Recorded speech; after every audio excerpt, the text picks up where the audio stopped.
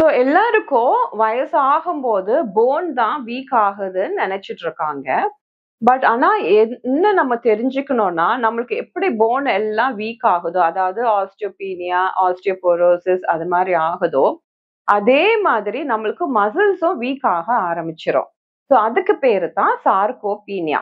So இப்படி நம்ம இதுல இருந்து பிரிவென்ட் பண்ணலாம்னு தெரிஞ்சுக்கணும். So most important thing is நம்மளுக்கு தெரிஞ்ச விஷயம் தான் prevention is always better then cure. So சின்ன வயசுலயே நம்ம கரெக்டான life style and diet maintain பண்ணீங்கன்னா உங்களுக்கு மெனபாஸ் ஆனப்புறம் இந்த சார்கோபீனியால இருந்து அவ்வளோ ஜாஸ்தி ப்ராப்ளம் வராது. ஸோ இதை எப்படி அவாய்ட் பண்ணோம்னு கேட்டிங்கன்னா, ஃபர்ஸ்ட் நம்ம பாடி வெயிட்டை வந்து கரெக்டா மெயின்டைன் பண்ணிக்கணும். ஸோ பாடி மாஸ் இண்டெக்ஸ் ஒரு 25க்கு மேல போச்சுனாலே நம்மளுக்கு நிறைய ப்ராப்ளம்ஸ் வர ஆரம்பிக்கும். ஸோ பாடி வெயிட் நம்ம ஃபர்ஸ்ட் கண்ட்ரோல் பண்ணிக்கணும்.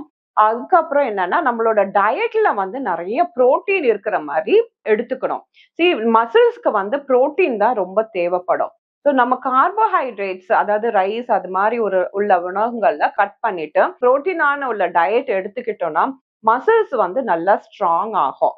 அதே மாதிரி மசில்ஸ் உள்ள எனர்ஜியும் நம்மளுக்கு பாடியோட மெட்டபாலிஸ் பிரேக் டவுனுக்கு ரொம்ப யூஸ்ஃபுல்லா இருக்கும்.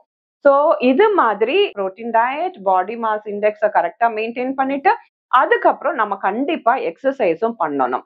நம்ம எக்ஸசைஸ் பண்ண போன் மட்டும் ஸ்ட்ராங் ஆகாது, நம்மளோட மசில்ஸும் நல்லா ஸ்ட்ராங் ஆக ஆரம்பிக்கும்.